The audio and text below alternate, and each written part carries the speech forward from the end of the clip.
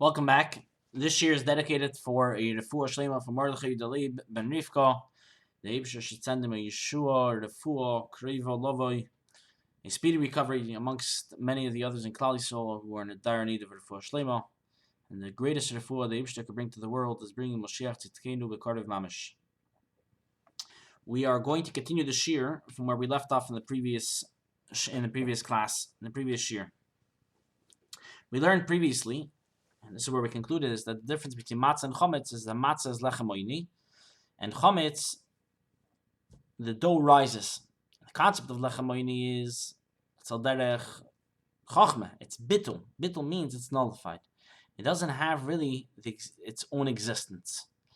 What does that mean? And this is where we're going to continue over here. The difference really between chochmeh and bina. What's the difference between chochmeh and bina? So chochmeh, the whole concept of Chochmah is that within it entails everything, all the wisdom. But it's just that nekuda, it's that point. Bina is development, which means that you take that nekuda and you start analyzing it from all sides, and you start developing it into an understanding that you could grasp. That's between Chochmah and Bina. There's another nekuda difference between Chochmah and Bina. Chassidus explains that Chochmah is the inyan of bitul, Mashenk and Bina is not bitul. Bina is your feeling your own yeshus. What's the difference? Because the way it works is that for you, if you let's say you're coming into a shir, you come into a class. Let's go to the extreme. You're coming to learn something you've never heard before. You don't know anything about this wisdom, whether it's Chochmas Alikus, or whether it's the medical field, whatever it may be, something that you have no wisdom or any information in it. So when you come and sit down in the class, you're coming in as a kli, as a vessel to receive. You're becoming a recipient. In order to become a vessel, you can't be with your own deis. You can't have your own intuition and your own knowledge and your own understanding, because if you have your own understanding and your own view and your own turn on things, then you can't really accept what the teacher says. So if the professor would stand up and tell you all about this new idea or new medicine or discovery that they would have, if you have your own understanding and your own way of doing things, and he starts teaching you, you'll be like, how could you teach me? I know it on my own. I could understand this on myself. In other words, you're not a vessel. The only way you can understand and accept what that teacher says, because ultimately, what is teaching? Teaching is there that the person that's being taught understands and he accepts the information. He develops that information in him. So the first thing is a person has to be a kli mekabel. When he receives, so there is step by step. The student, the first thing when he walks into the class, he's a kli, he's a vessel to be able to receive. By definition, what is a vessel? That you're empty. Empty meaning that you have no pre-notions about anything that's going on. You have no preconception of anything, of any opinion. You don't have an opinion about this information. So the first thing is you have an empty kli. That's number one. Number two is the teacher is teaching. There's an oyer that's coming from the teacher. Oyer means this information that's being transmitted between the teacher and the student. That information that's being transmitted, obviously we can understand that the Talmud sits on this level, the Rav sits on this level, right? The student and the professor, the student and the teacher sit on two different levels. The teacher has all the information in his head. The student has zero information. Now, the teacher is trying to transmit his understanding, his information into the student. Now, if he would take it the way he understands it, which is a ribui, which is a ton of information, and give it into the Talmud won't be able to grasp anything. So what does he do? Like we learned this many times, is that you give him a mashal, and through the mashal he understands what the teacher wants, right? Through the nekuda. You teach him a nekuda. It's back what we said in the previous year. What is a nekuda? Nekuda is chochmah. So the teacher transmits to his student chochmah, wisdom. And even if it's a ribui wisdom, you can teach him a lot of information, but all the information to the student, being that it's new and fresh information, it's nothing more than a nekuda, than a dot of information that has to be developed. So that's step number two. Step number one is a kli. You come in as an empty vessel. Step number two is that the teacher transmits his information into that vessel in a way of what's called chochmah. Now, the student gets up. The class is over. What does the student do? The student leaves. What does a proper Talmud do after he learns a shir from his Rav or a class from his professor, from his teacher? He goes to his own quarters and he sits and he develops that he learned. He studies it, he reviews it, he comes up with his own understanding of things and develops it. He learns one thing from another, or like we know that Rabbi Shmuel we have in Torah 13 different ways that we can have the drushim that we can learn in the Torah, with Kavachomer, Gzeir Shava, v'chulu, v'chulu, v'chulu. That you start developing that information that your Rav taught you. Now, what is that called? That is called Bina. So there's three things over here. First thing is Bittul. In order to be able to receive the Chachma of the teacher, there has to be Bittul. That's step number one. Step number two is to receive the Chachma. Step number three is to develop it, which is called Bina. Now, what is the difference between Chachma and Bina? So what do we see very clearly? Chachma is you are nothing. You are batul. You are empty. You nullify yourself so you can understand the greater wisdom. That is Chachma. What is Bina? Bina is the exact opposite. Bina is how you go back to your quarters and you use your own intuition, your own brain, your own understanding, and your own ability to make chidushim, to create novels. What do? You take that information and you develop it into a great understanding, or maybe perhaps even a greater understanding than what you received from your teacher. That is Bina. So Bina, the Herzich, what do you feel by Bina? You feel yourself. You are enclosed in your wisdom, and your wisdom is enclosed within you. It's all about you and your intuition and your abilities and your capability of developing that information. So Chachma is your nullification, and Bina is your existence. The difference between Chachma and Bina. Matza represents what? Nullification. Bina. Chachma. Nullification. It's lechem oini. It has no taste. It didn't have time to develop.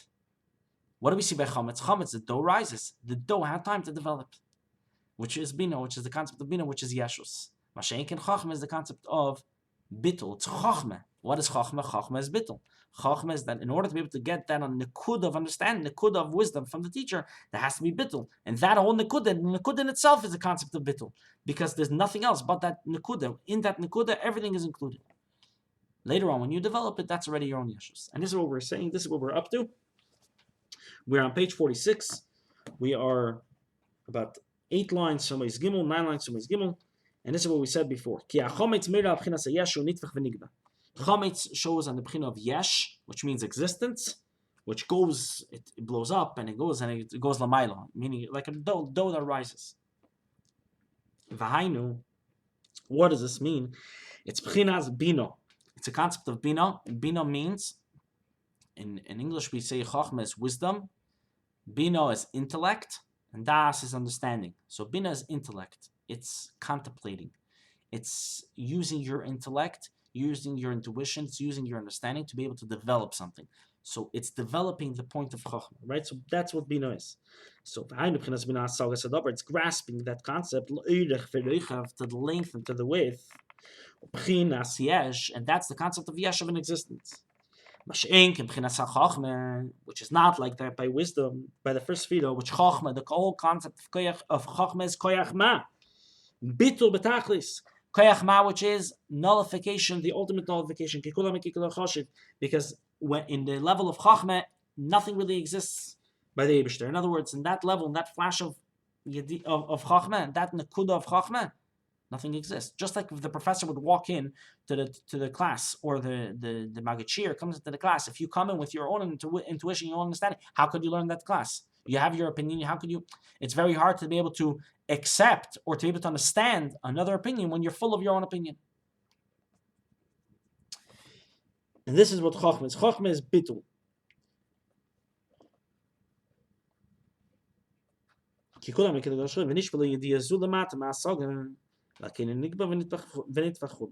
And therefore it goes down lemata ma'asagon. Shall explain in a moment. And therefore it does not rise. So earlier, before we said that in the beginning of the Yos, we said the Kol Yisrael Ma'aminim b'nei Ma'aminim in the beginning of the paragraph, actually, that we're all Ma'aminim b'nei Ma'aminim, and this and we explained that it comes in a level that's Lamata Ma'asago. Sorry, if you go up before this paragraph, in the previous paragraph, it's about 7 lines on the top of the page. And over there he says, Lislabish bohen kefi yecholtem says, b'fchina shelamata madas, that he gets enclosed. This nakuda of chachma, this other kurs gets enclosed, this emuna gets enclosed into the yidden in a level that's lamata me'adas. What does it mean lamata me'adas? It's lower than knowledge. What does that mean?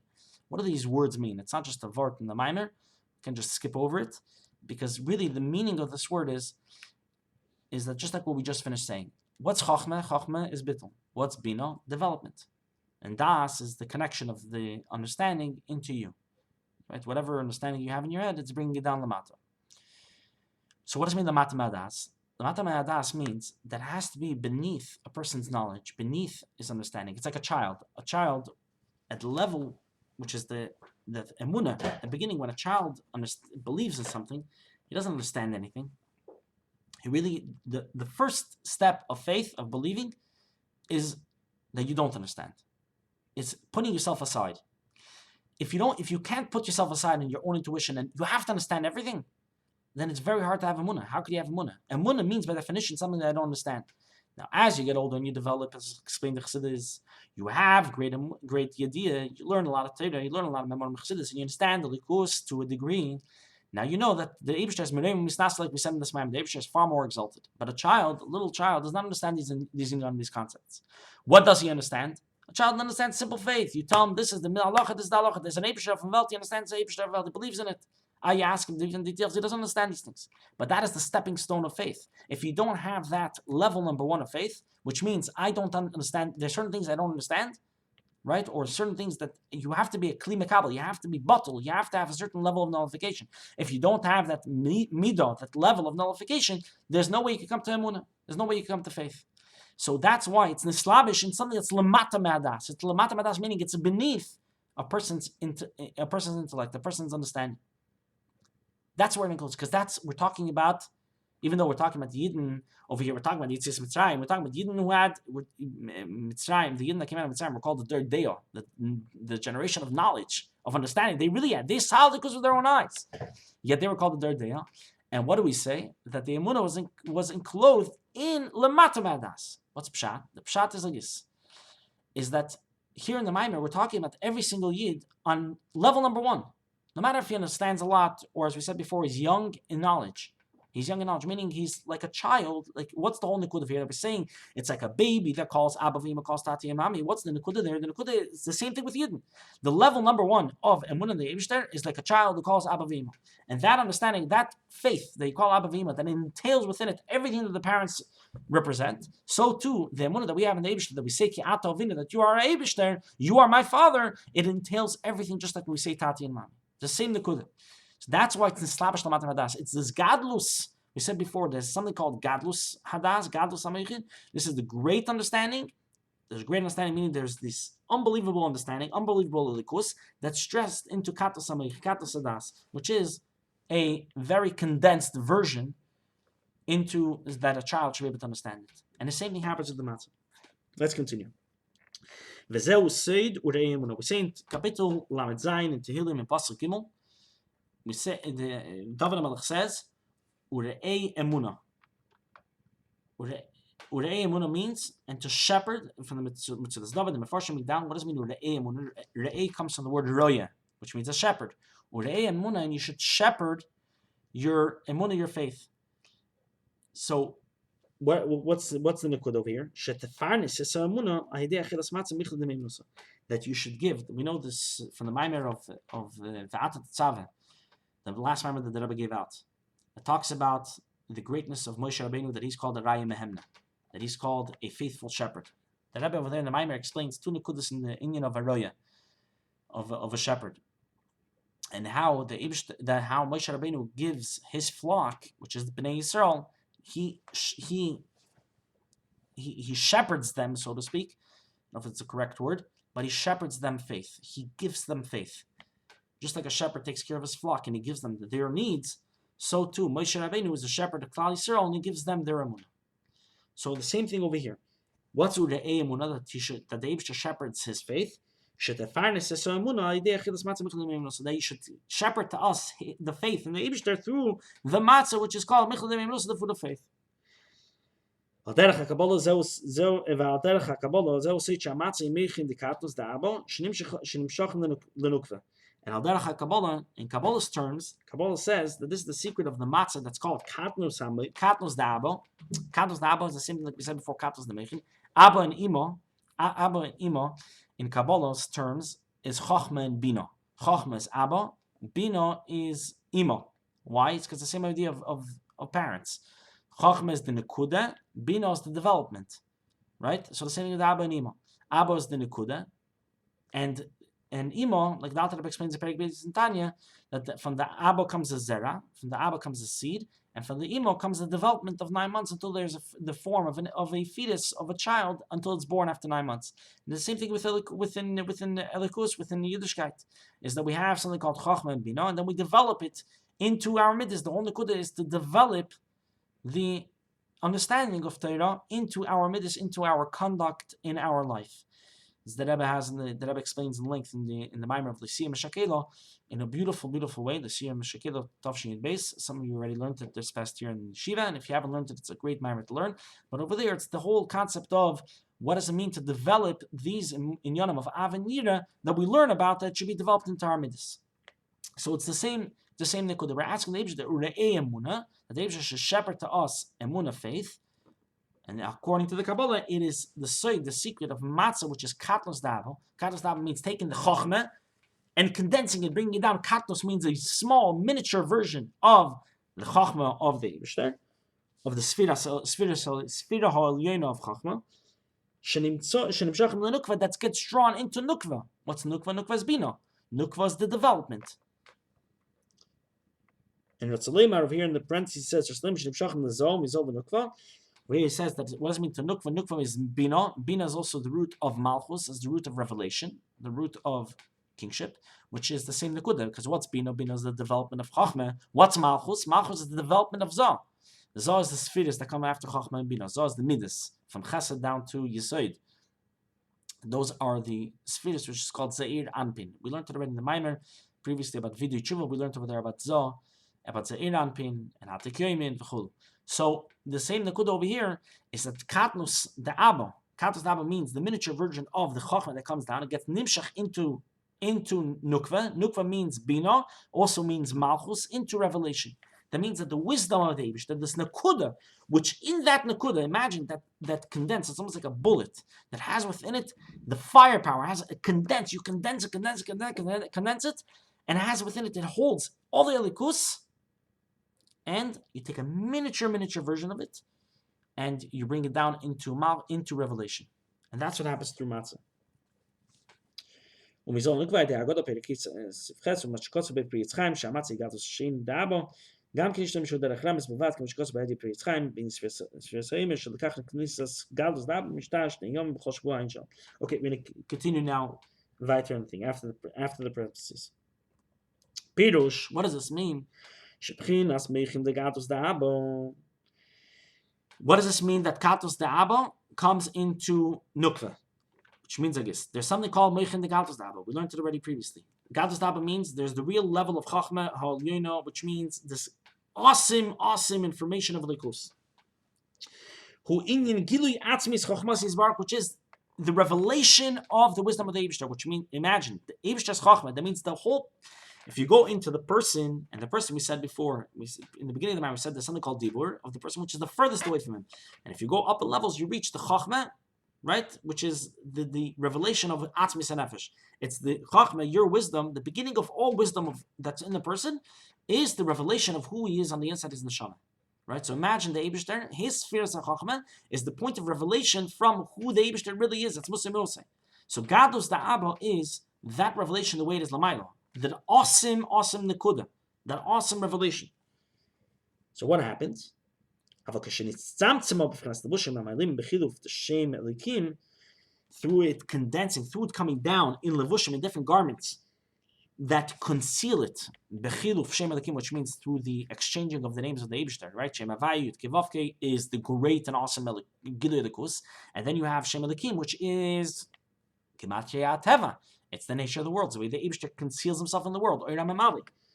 So hamaydim shemagim maydim kefiasokos maydim sana it's only venivroim nikroim katos v'kanal, that it conceals according to the abilities of the ne'etzolim, the emanations which come from the Eibishter, meaning to say anything that comes from the Eibishter, the brio, the creation, v'chulu, and that is all called katos da'abo. Because if that point of nekuda l'mayla, of chachma, the way chachma is l'mayla by the Eibishter, would come down l'mata, the world wouldn't exist, because it's impossible. It's such a great revelation, it's such an awesome revelation. It's just like if a Rav would come to his Talmud and tell him the point of understanding the way he understands it. It would be something that would not even pass over the kid's head. It wouldn't even enter. So even it's almost like, imagine a doctor came to a student, just came into medical school for the first time in his life. Comes a doctor and tells him one word. He tells him a diagnosis of a sickness, or he tells him a medication. He tells him a word. The kid can't even pronounce it. The student can't even pronounce it. Why? I, in this one word, has all the information. It has all the prognosis, the diagnosis, the medication, and how to provide the cure for whatever it is. He can't even pronounce the word. Why can't he pronounce the word? Because it's too awesome of information. Because in the doctor's head, in the professor's head, in the Rav's head, it's all there in a beautiful way. It's understood. He had developed it. He understands every angle. But the student who is fresh doesn't understand one word. So if you tell to him the way it is in your mind, the student will walk away with nothing. And that's the Nakud over here, the same thing. That Gadlus the Abba, Gadlus the Meichim, which means Gadlus the Chachma of the Eibishter, the way it is by the Eibishter, has to be condensed and come down to Katus the Abba, which means come down to a miniature version of this Chachma of the Eibishter. Abba means Chachma, and until we're able to, it comes to Beis Galus, it comes through its Levush and Nukva, which means through Malchus, through his Galus, through revelation, it comes to us through this matzah that we eat. In other words, when you hold a matzah on Pesach, and you are trying to imagine what is the matzah, matzah in short is the Eibishter. It's Chachma of the Eibishter, and you're eating it. It's a very condensed version of Chachma of the Eibishter, but it's mamash day. If you understand that in a condensed version it entails everything that really is up there, so then you're really eating Chachma Sadikim. You're really eating the greatest revelation of the Eibishter. That's what matzah is. We're going to begin Ois Gimel. Just like the Yidden were commanded to eat matzah when they were going out of Mitzrayim. Literally, they were commanded matzah, right? You have to eat matzah. It says you have to eat in the evening, you have to eat matzahs. So too, we were all commanded to eat matzah, as it says in the pasuk, on the evening of Pesach, the first night of Pesach, as we learn in Gemara Pesachim, it talks about the first night. So we all have to eat matzah. The Torah made it a obligation. So in the first time that it happened, it wasn't really even though it says matzah, but like we learned in the Gemara that the whole story of Chometz and Matza on the first year of the Yetzias Mitzrayim, it was matzahs kiloi chometz, as it says in the pasuk over there. That they baked matzahs. What's the lashon of the pasuk in Parshas Boy? Al shichmom. I remember the lashon of the pasuk right now, because they took the dough on their backs because they didn't have time for it to develop into dough. They didn't have time for it to rise, and that's why it turned into matzah. So in other words, even though in the beginning they ate matzah because that was the story, now the Torah commanded us to eat matzah l'doidos.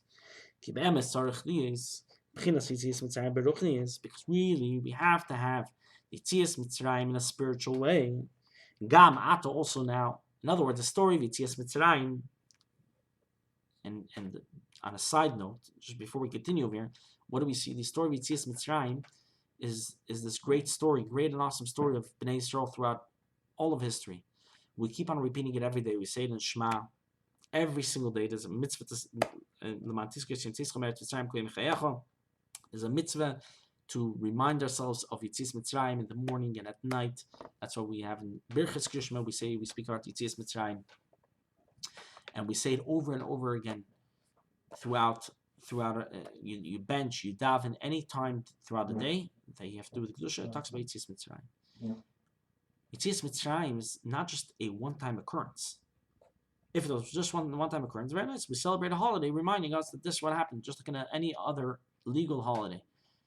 When we celebrate Thanksgiving, we have a day for Thanksgiving. We celebrate the Day of Independence. We have one day that reminds us of independence, or if it's Veterans Day, whatever it may be, a legal holiday. We have one day that reminds us of what happened on that day many, many years ago, and that's it. We move on with life. Yet Yetzias Mitzrayim is something that we live with every single day. What's so unique about Yetzias Mitzrayim? It's because the truth is Yetzias Mitzrayim happened once many, many years ago, but we are supposed to have the Yetzias Mitzrayim every single day of our lives.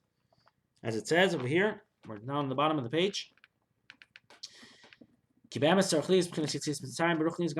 Even now, we also have to have the Yetzias Mitzrayim.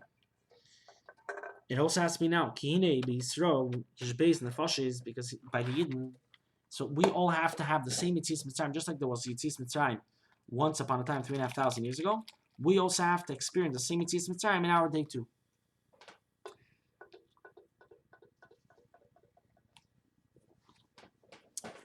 What does this mean that we have to celebrate the Yetzias Mitzrayim? We learned in Tanya, each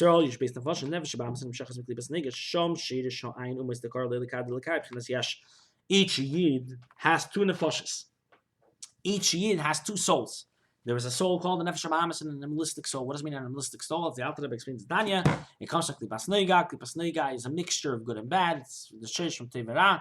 And from there is the Sheish of all the 7 nations that they call the Eibishter Lekad Lekai, meaning to say that they have a Yesh, Chometz. They're a Yesh. They feel themselves. They don't see the reality of Elikus. What is a Nefesh HaBahamis? It's our pull as humans, our pull to natural and animalistic-like behavior, which means our pull to eating and drinking and sleeping and behaving in mannerisms that are not any different than an animal. That is the Nefesh HaBahamis. It's a natural. It's not the like we have to look inside. I've said this many times. When the Alter Rebbe says that we have within us a nefesh, it doesn't mean that we have to start cutting ourselves open to figure out where's the nefesh located so we can take it out. It's who we are as a person, as a people, as a person. Who you are as a person is that you have a nefesh HaBahamis. You have a pull to natural instincts, to animalistic-like instincts and behaviors. And that is the nefesh HaBahamis. Then we have a second soul. The nefesh Olikis. And then we have the second soul, which is the Chelik Elikami Mal, which is the godly soul that is literally, as Alter Rebbe explains in Tanya, it's a mamish, a portion of Elikus. And that is the pull to all spiritual and godly things. And when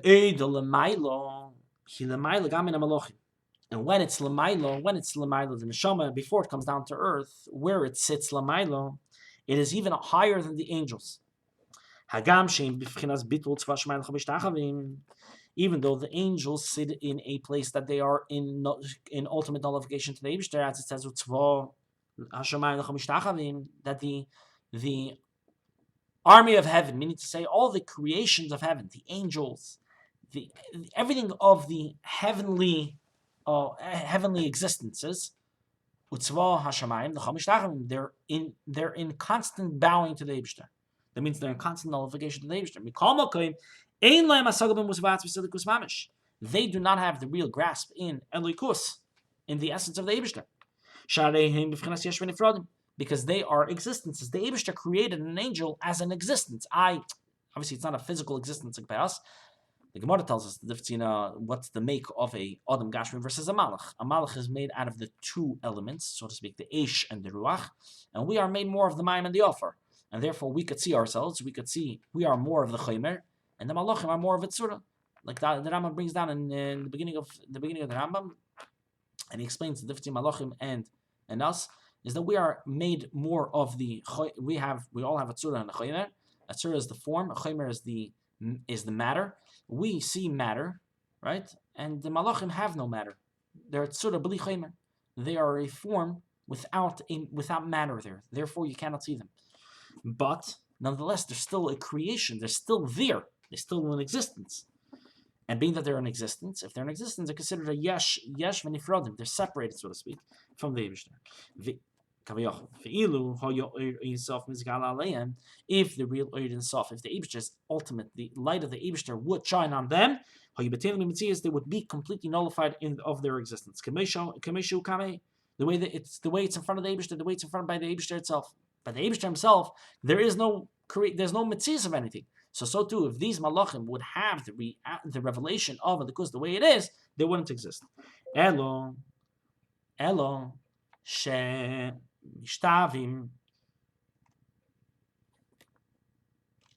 me'ayin liyesh. Elo shemishavim. Sorry. Elo shemishavim me'ayin liyesh. Ayidei atzimtzum v'helam ha'oyer. But rather, they exist where Elo shemishavim me'ayin liyesh. They exist from nothing to something through the tzimtzum v'helam ha'oyer.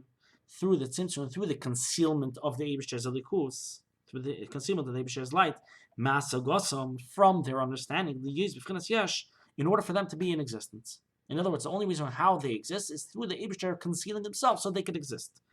But even though the Eibishter conceals himself, but they stand constantly in a way of bittul, in a way of self-nullification. Because they know and they understand that they are created from Ayin Liyesh. In other words, they're constantly Yesh Me'ayin, they're constantly something from nothing, and they are connected to their source, even though they exist. But that understanding that they come from the Eibishter gives them that constant bittul. And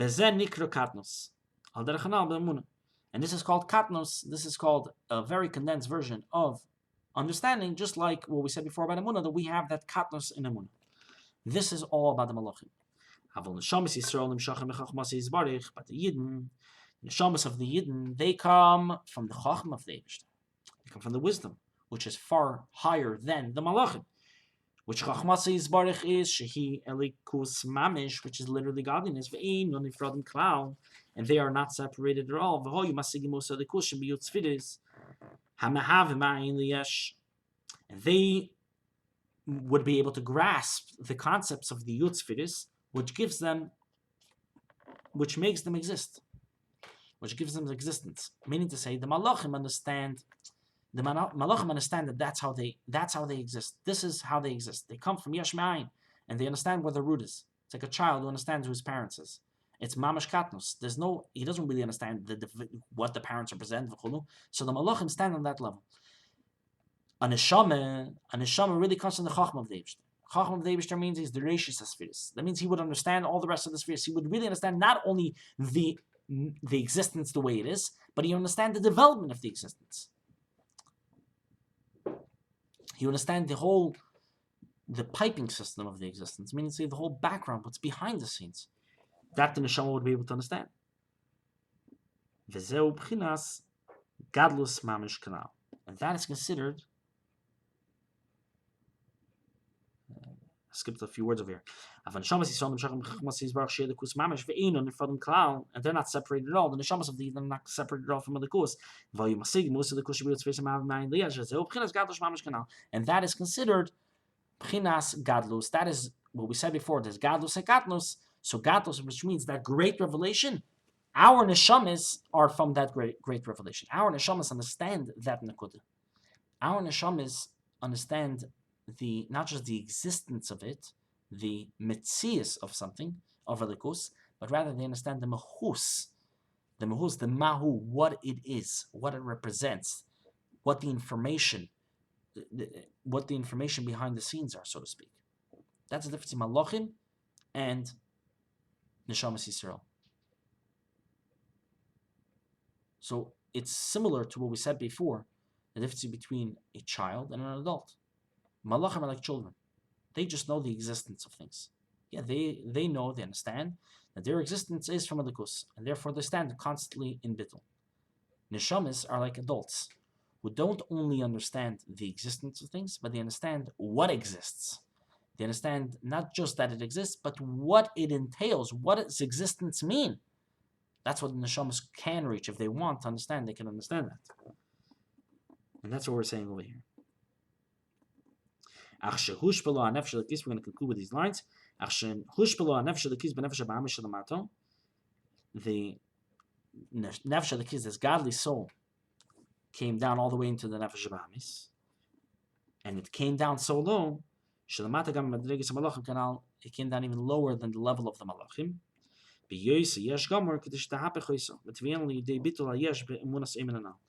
And it came down so low. The nefesh of the kiss stands over here. The malachim stand over here. Nefesh of Amis stands all the way down here. Nefesh of the kiss came down all the way to the nefesh of Amis. in order to develop the Nefesh HaMamis, to raise it up to the Nefesh HaLikis. That was the purpose of going all the way down. And that's why we see, just to conclude this shir and this thought, what did we say before? Malachim understand the existence. The Neshamas understand what exists here. Now, what do we see? We see people that walk around and they don't believe in the existence. How is that possible? You are supposed to be better than Malachim. You should know we have the ability to understand. That's because we lowered ourselves so low until the Nefesh HaMamis. The Nefesh HaMamis, if the Nefesh HaMamis is so strong, it won't allow us to understand it. The whole nikud of the Nefesh HaLikis coming to the Nefesh HaMamis is so we could develop the Nefesh HaMamis and raise it up and bring it up to the level of Nefesh HaLikis. That's the purpose of the Nefesh HaLikis going down. So that's why when you see people that don't understand, that don't believe in the Eibishter, how could it be lower than a Malach? The Malach knows that the Eibishter exists. So why don't you believe in that existence? Elamai, you're lowered so low until the Nefesh HaMamis. The Nefesh HaMamis conceals. The whole purpose of the Nefesh HaMamis is to be like animalistic. Like, what does that mean? That really all he sees is the Gashmis of the world. Doesn't see the Ruchnis, the Lukus that's in everything. So the whole purpose of the Nefesh HaLikis is to go there and develop it and raise it up. And Bez Hashem, we should be able to pull through. Then the Nefesh HaLikis should be able to raise up our Nefesh HaMamis. So we bring it Lamailo, because then it's going to be the development, as it says when Mashiach will come on Molar, it's Deos Hashem, Kamayim Ne'yam Mechasim. May the Eibusher send all of us Yeshuas and Refuas. May the coming of Mashiach Tzidkenu V'Korav Mamish. Seid gesund, and we'll see you in the next class.